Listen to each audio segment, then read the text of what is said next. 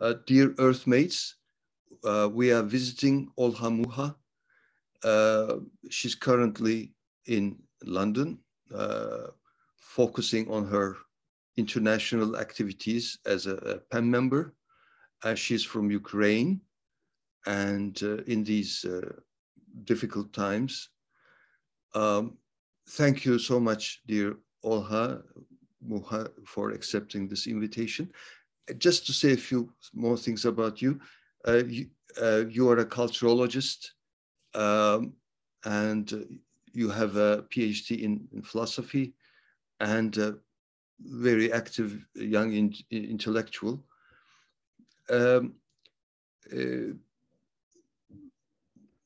Normally, I would start by asking about your personal life, but in this instance, what would you like to say about this the situation Russia has attacked? And last day says hello everybody who's listening to us, and thank you for your attention. I think that nowadays it's really important to spread the word about what is really happening. And regarding your previous question, what would I say about my private? I think that nowadays the only answer, I'm Ukrainian, and everything is understood afterwards, right? It doesn't matter even when I'm settled right now. I was lucky enough, or maybe unlucky, how I feel sometimes, that I'm not there to leave Lviv, my native city, on February 22nd, literally day before everything started with my little daughter. But all my family and my parents and all my friends are still there. So obviously my private looks like waking up after a very short 2-hour sleep, checking on all the native and closest people, and then monitoring news, and afterwards joining all the international campaigning, what we can do to stop Russian aggression against Ukraine.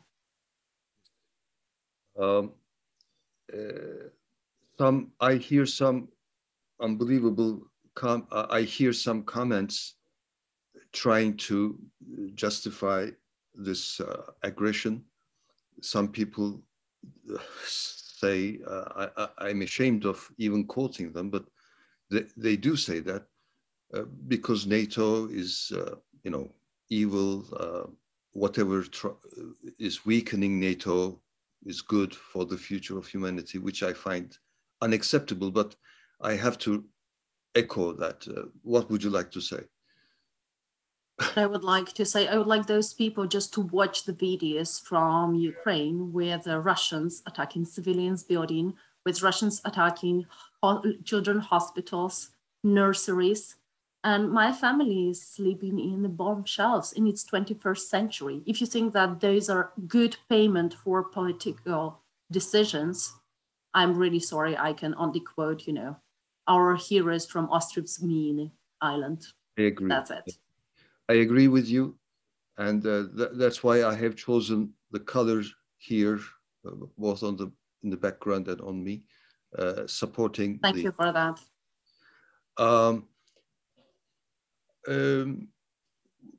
Hopefully, international solidarity, peace solidarity will prevail, and such aggression will be more difficult next time. And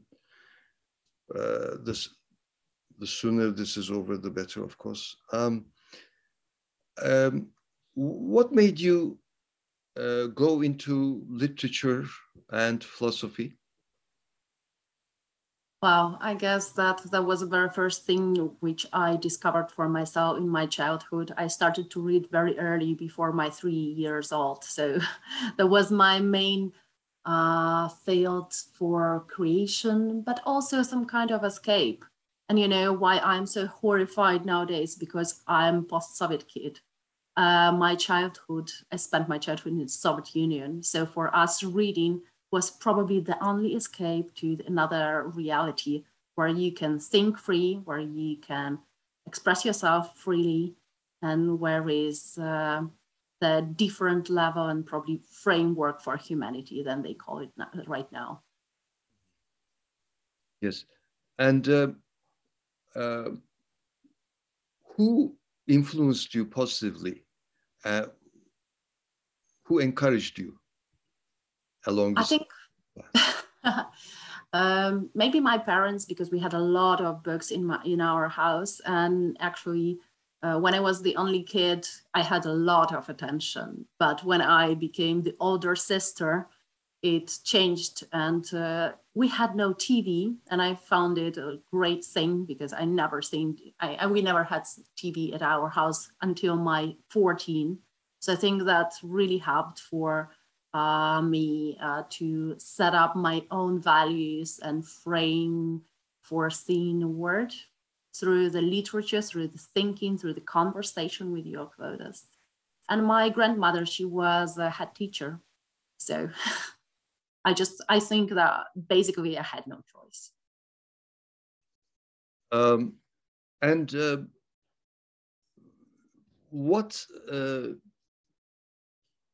What can we build as humanity? I mean, you know, there was this international conference in Sweden a few years ago, and the topic was finding common ground. And I said, we already have a common ground, which is our planet. We have differences, yet we're on the same planet. And now what can we do together? That's the question. I think that we have a shared ground as on a physical level, as human body, as a planet, but we should find a shared ground on the level of values and attitude. Yes. And this is our probably main aim and task to do as writers and as an intellectuals. This year we are holding annual congress in Sweden as well. And the title is The Power of Words. So for now, we should definitely take the whole responsibility. What is the power of the words we are using and what we do aim to achieve with that? And as you can see now, even if you were referring to the comments, like it worth it to kill civilians and including children have been killed, 10 of thousands fleeing, and it's worth it just to prevent NATO, I think that we have no shared ground, sadly. I agree with you. And at this moment, before I forget, would you like to say a few things in Ukrainian and also an invitation in Russian? I will not understand what you will say, of course, but whatever you wish to, in your own language first, and then.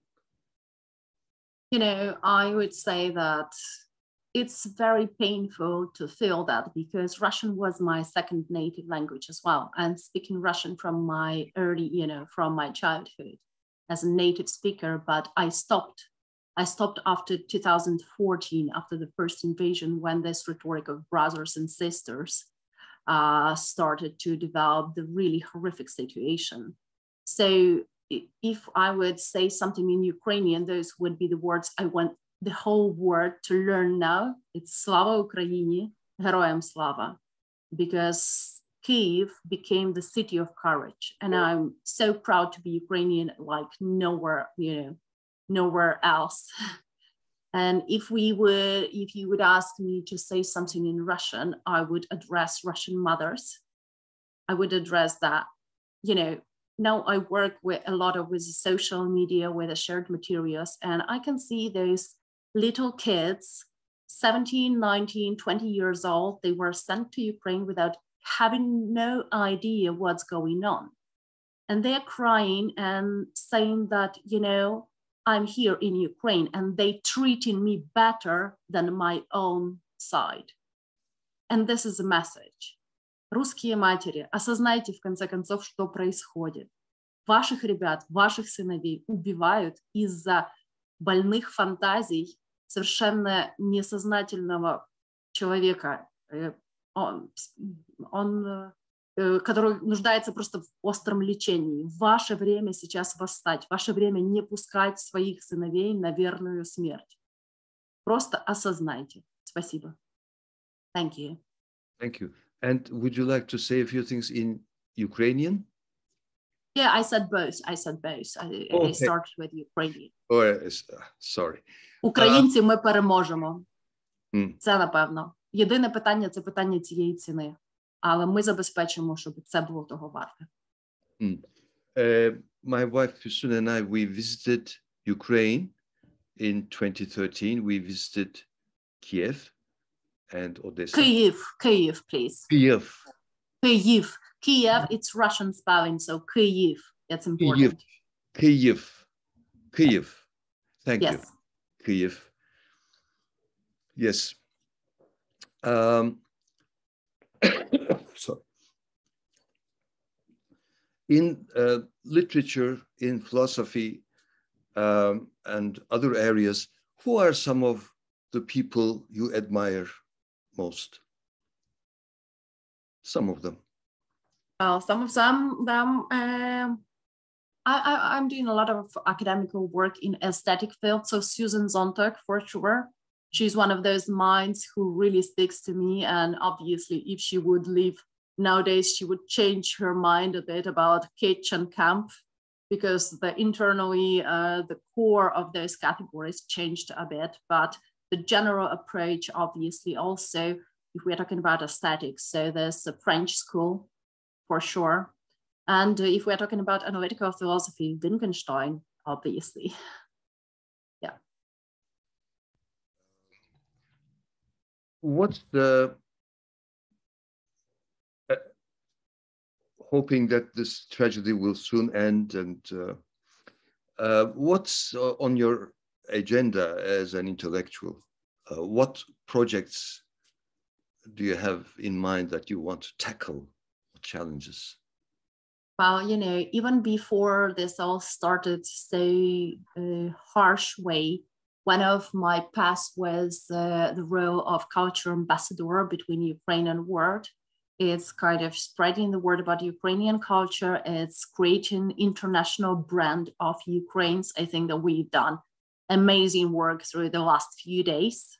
But I think that also it's going to be a long-term project, especially in the context that many European, and not only European countries, have opened doors to Ukrainian refugees.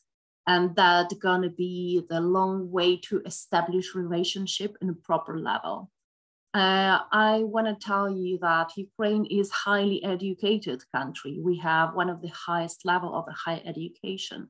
And it was a shame when our people, because of the economical situation, had to go to Europe and other countries to work in a very basic work, like housekeepers or buildings, contractors, everything like that. So I think that now it's time to break this stereotype. So in terms of culturology, I would absolutely share that specific of this, culture, values, attitude, mentality as well, because this is what created the actual situation. If there would be no war, I would probably proceed with my postdoc, which is on aesthetical perception.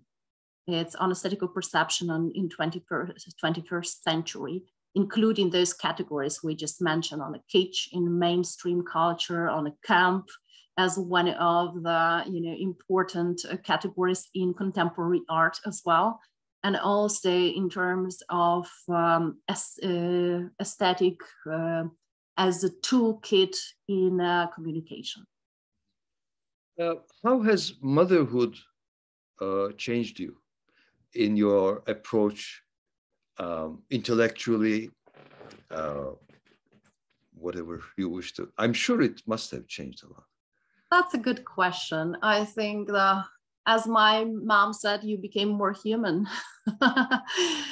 That's for sure, because as you know me from the other context, right, I'm a working machine, highly organized and always reaching my goal. And with motherhood, I think that I always wanted motherhood to be a gift for me, not an obstacle. So I never seen it as as an obstacle to develop my career or my thinking. And I'm lucky because my daughter is such a young philosopher. Sometimes she's saying like, I'm in internal discussion. What would I choose for today, the God or nous, like in Greek philosophy? So, and you know, she's only 7 years old. So I should say that I have a great partner in a philosophical conversation as well. Wonderful. Yeah, you know, when she was like literally a few months, I got her in my sling, breastfeeding, and still was giving my lectures. So I really incorporated my motherhood in my life. Wonderful. So you have succeeded in not compartmentalizing the various aspects of your life. You can easier said than done. Maybe I said something maybe. You know what I should say, that we really need to appreciate young mothers and mothers in general, because when I was head of Lviv City of Literature UNESCO office in Lviv, I would always hire young mothers. They are super effective managers, because if they know that they have 2 hours to complete some task, they will definitely do that. They're no more efficient managers than young mothers, that's for sure. Womanhood is a great, efficient complexity. I mean, I admire, respect greatly. I was brought up by my mother, so I have great respect for mothers, especially. And on one occasion, on the 8th of March, I said to the audience, with your permission, I would like to consider myself an honorary woman. And it's an honor. And you are such complex beings, really, mothers, women in general.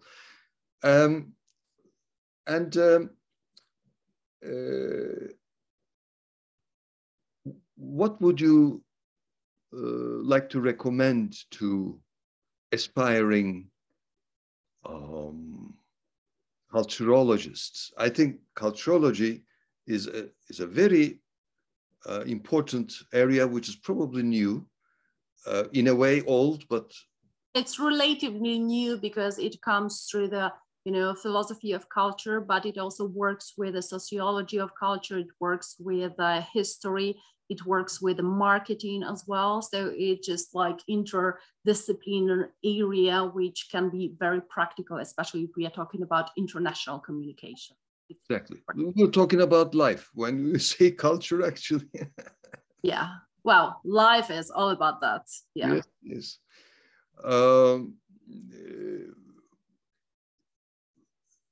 Penn is one of the main sources of the future, or the what I call Earth civilization in progress, and some colleagues from Penn and outside Penn, we are trying to improve our synergy, and this Earth Civilization Network, or Earth Civilization Network, it's open to all Earthmates, and we can talk about that as well some other time. I consider all the hitherto existing so-called civilizations, proto-civilizations, on which we can build a better one. We all need to learn from one another. And if I could start a publishing series, it would be like learning from this, learning from that experience, learning from this culture, learning from. We'll see. What would you like to suggest to youngsters who are interested in international culture communication?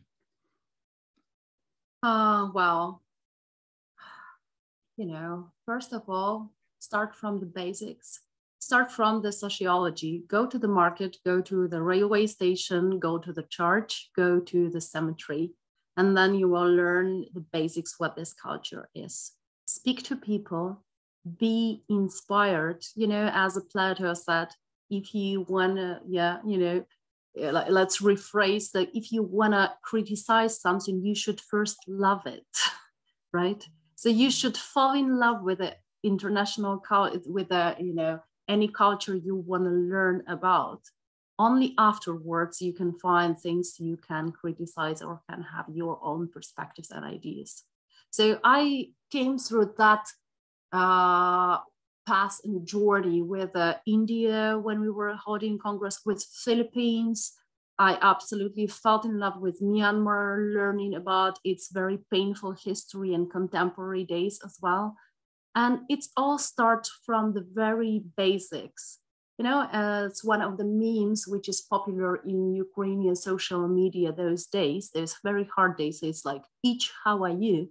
means "I love you, man," right? So if you are asking how are you, do it genuinely. Yeah, do it with your open heart. And this is the only way.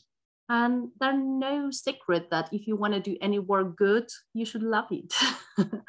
Yeah, you should just love this work. And as a person from a cultural study background, if you would ask me what you can learn from Ukrainians, for example, today, so that would be definitely resilience and humanity. This is a thing.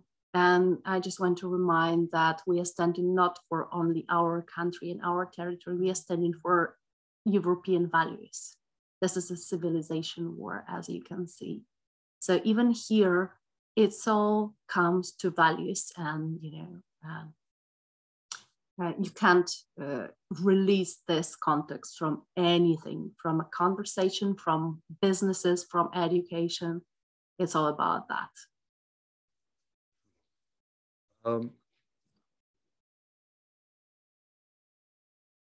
Gogol. Yes, Mukha Gogol. Yes, what would you like to say about it? That's another case of stolen property. I'm just sick of it that, I was growing up in Soviet state. And for me, the most hurtful was when I realized that everything we were admiring in our childhood was stolen. All those movies, all those children's songs, even the atom, everything was absolutely stolen. There are no original stuff. And I was asking myself for a long time, how, having such a huge resources available and capacity, why can't you find, let's say, smart or talented people to do that for money? But this is a secret. If those things are done for money, they are empty, right? So this creativity can't be pushed. As writers, as intellectuals, we should absolutely understand that. You can't do things for order. Yeah.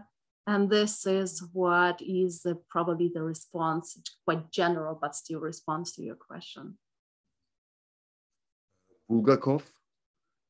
I have a photo with Bulgakov. With the Bulgakov, it's a bit different story, because if Gogol is, let's say, he switched it to write in Russian just because he, for publishing purposes, as long as a lot of other writers nowadays, right? But he was still Ukrainian. With Bulgakov, is a bit different. If you read his White Guardy book, he realizes that he has no idea that there's something like Ukrainian nation. He lived in the center of Kyiv, but he still was in this, created bubble, like this is a so-called, rednecks nation, which is complete false, because they shouted our Renaissance in 30s, right, and 60s. So Ukrainian Renaissance of 60s was completely killed. They were shouted that. And obviously afterwards, they created this, urban legend about Ukrainian culture to be the countryside culture, what is complete lie. And with Bulgakov, he is probably one of the reapers of this kind of naive propaganda. This is why it's so important to spread the word and make people know what is a reality. You know, basic Russian living behind this curtain, because I can say they have this curtain still, they just need reality check. Yeah, they just need to understand what is real in this world. Yes, and this is becoming both easier and more difficult as technology develops. We are all piled up in our minds so much. Oh, that's true. I don't know what is your strategy, but I never ever ban my opponents on Facebook, because I don't want to find myself in a comfortable bubble. I don't know what the other people thinks, right? Because nowadays with technology, you can create the comfortable bubble and believe that this is the whole world, what is not true. Yes, I would normally agree with you, but yesterday I did cut off some people who were supporting Russian. I was so furious I couldn't help myself. I understand. Yeah, those are special times. Yes, I would do absolutely I the mean, same. There are certain things at my age I don't want to have a heart attack. And True, that's true. By the way, the questions about Gogol and Bulgakov had some personal background for me. Actually, I acted in Bulgakov's Molière play at the Istanbul Metropolitan Theatre. I was full of hatred against Molière as a priest. And my composer friend Selmanada and I, we wrote an opera on Gogol's cloak,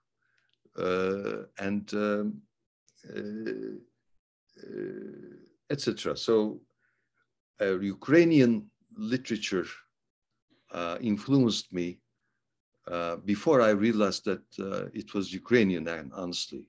And tell me, what was your inspiration from it? What you got from it? You mean Gogol? Yes. For example? Yes, I mean, the satire regarding bureaucracy, despotism, they are unfortunately universal. Some places more universal than others. And as for the inspector, I've rewritten the inspector in a more condensed way. I will translate it into English. I find the people in Turkey a lot similar in many aspects with the Ukrainians, with Russians too. We have, although relatively in the north, I think some Mediterranean warmth, as there is this typical categorization, which may not be wrong.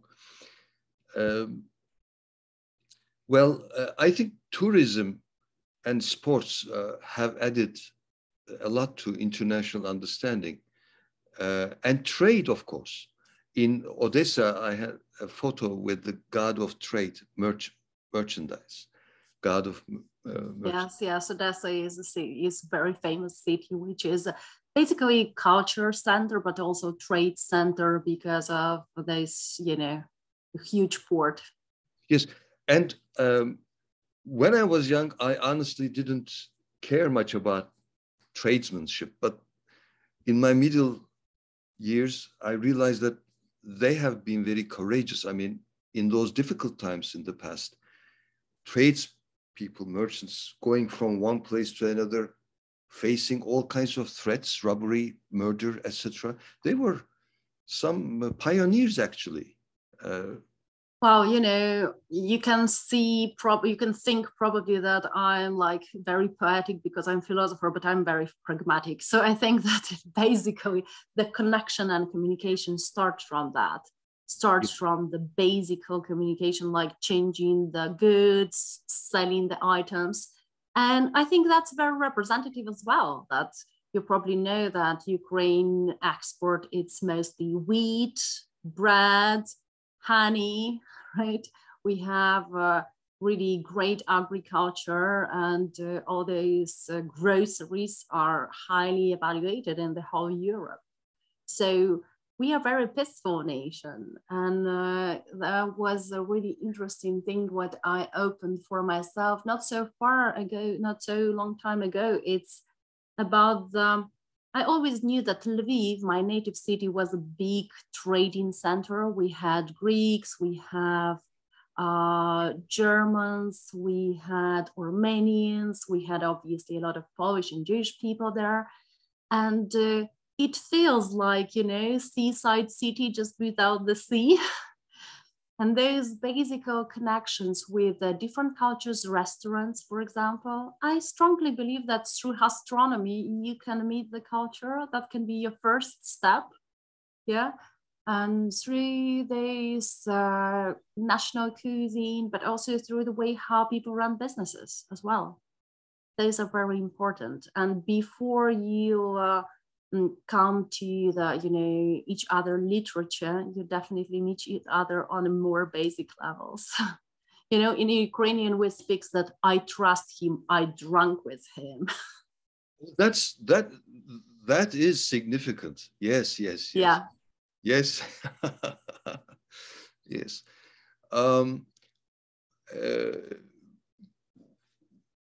We have a little bit of time issue. What else would you like to say before we put a comma? Is there anything, any message, anything else you would like to? You know, I can't obviously think about anything else than what is happening in my native country. Even being here, I'm just, you know, volunteering for all the initiatives to support. I just want to ask everybody that we need to maximize support for all the friends of Ukraine, because our freedom and democracy is about the freedom and democracy in the world. This is what we are about now, and this is definitely about freedom of expression.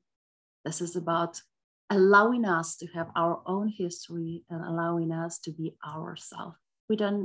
We never asked for nothing more, just about our own language, our own literature, our own culture. That's it. And I think that this is a universal message for any culture, any country in this world. Thank you so much, dear Olha Muha. It's been a privilege, and I enjoy saying we're together at the end of each conversation. We're together. Thank you. Thank you. Nowadays, it's highly appreciated. It's a real feeling of togetherness. Yeah. Thanks.